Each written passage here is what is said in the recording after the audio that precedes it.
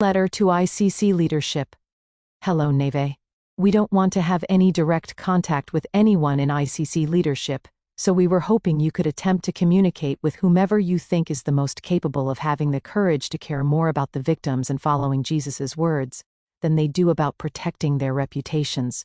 Raul Moreno publicly stated on stage that he hates sexual abuse and would personally deal with anyone who sexually abuses others or covers up sexual abuse, especially of children. But his recent actions and choices aren't matching those bold claims. We've also had many text messages and other communications sent to us detailing direct comments and behavior from Raul, demonstrating his weak and negligent leadership style, which he himself describes as hands-off, basically allowing his world sector leaders to run wild. So we are not sure who is really in charge of the ICC at the moment. Therefore, we don't know if Raul is the best one to reach out to, because we have learned about how he is deferring everything to their attorneys, versus having enough faith in God to finally do the right thing. Many reputable people have told us that they have caught Raul in several lies, and that he is backpedaling, and that he is not strong enough to stand up to some of his own key leaders. It has also become very clear that Raul has chosen to follow their attorneys' worldly advice, instead of what the scriptures teach, which disqualifies them as a Bible-based church. This will eventually all play out on a very public stage, exposing that their life and doctrine do not match. They don't get to claim to be God's true church, but yet deceive and destroy victims like any other worldly organization. For example, the ICC's attorneys, with Raul's consent, are trying to force 2 of the minor victims from the Antelope Valley to not be allowed to remain Jane Does. They were abused as minors and had their entire lives destroyed, had to drop out of school, were suicidal, and had to get restraining orders to protect themselves, etc., from the ICC family that was abusing and threatening them. And now the ICC's attorneys are trying to force them to use their real names. What kind of monsters do this? Haven't they been through enough already? This is unconscionable, and we cannot believe that these frauds claim to be following Jesus, as they continue to traumatize these poor girls. These lawyers represent the ICC, that is Raul Moreno, as the central leader, and if Raul was like Christ, he would put a stop to all of this immediately. But Raul keeps proving himself to be a coward, while he denies justice to the many victims of sexual abuse within his organization. Raul is standing by and allowing this to happen, so that makes Raul and the entire ICC leadership complicit and responsible for re-traumatizing all their victims of sexual abuse. The ICC leadership has tried to use the excuse that they can't talk about the lawsuits because they have been given legal advice to not do so. That is a lie, because they could very easily tell their lawyers that they prefer to protect the victims, and to finally do what is right by them. That would take one simple phone call on their part. But in order to address their "we can't discuss ongoing lawsuits" smokescreen, outside of the above example, this letter will not be addressing or discussing any of the other specific plaintiffs' abuse being litigated in the current lawsuits. We will keep all of that separate. Our new concern is all of the other victims who are not involved in lawsuits, who have come forward and needed help, or been abused or traumatized in a myriad of ways within the ICC.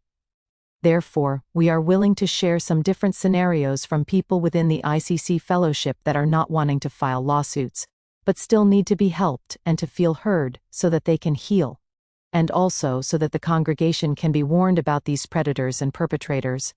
They are now adult victims, so there are no mandated reporting issues with these particular abusive scenarios, but there are definitely abuse issues that are within their congregation.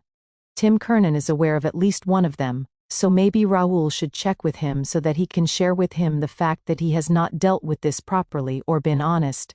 It will come out.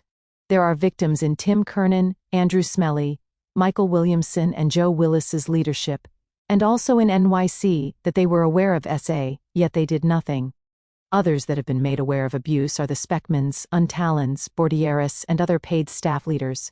And these perpetrators were allowed to either leave without being reported or are still lurking in the fellowship. Ask these leaders to think very carefully through the abuse they have covered up over the years. These victims are talking, and now have the megaphone and finally get to be heard. So the main reason we are reaching out is because our docuseries is being filmed by one of the biggest producers in the world, and we need to know who is representing the ICC as a contact person, so that they can be interviewed if they choose to tell their side of the story. For example, why is a known serial predator like Joe Garman Sr. still leading anything, let alone a church?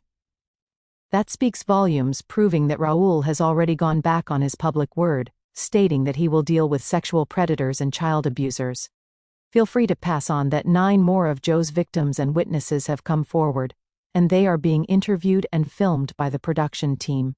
We've also been told that Raul and different leaders have actually sent people to Joe Garman Sr. for counseling and therapy after the lawsuits came out showing Joe to be a predator. How is that even possible? That is incredibly negligent and dangerous. Do you think that all 9 of the known victims, witnesses, are lying? Ask Joe to think back to Boston when he was forcing teens to give him oral sex. And 2. Much worse. This makes Joe a pedophile. Joe was and is a sick man, and this footage will turn your stomach. By the way, you cannot sue for defamation of character if you can prove it's true, and we can.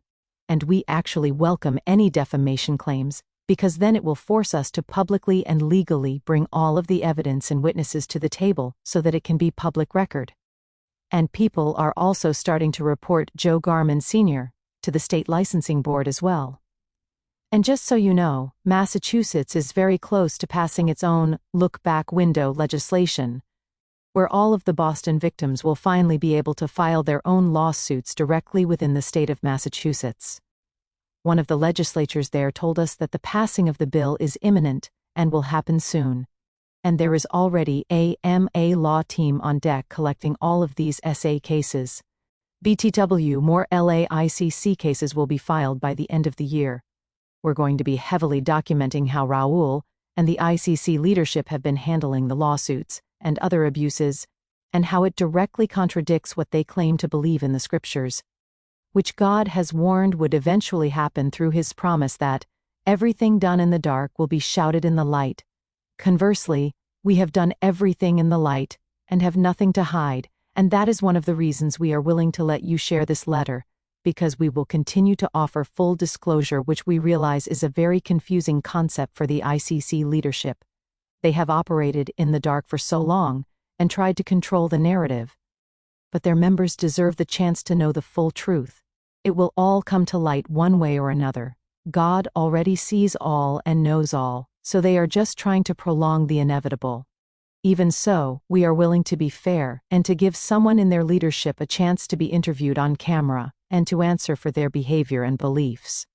And don't worry, we will be making the same offer to the RCW leadership to be interviewed also, so that they can explain what they have done as well. The ICC leadership loves to tout the scripture about the first to tell his story seems right until another comes forward, so it's time to practice what they preach, as we welcome them having a chance to defend themselves. Or they can simply say no comment, and that's fine too. Let me know if you have any luck isolating who the best person is for us to contact. If anyone responds back to you, let us know, and then the producers will reach out to them directly. 3. Thank you for your integrity, courage, and compassion for all the victims. Neve, the ICC leadership has much they could learn from you.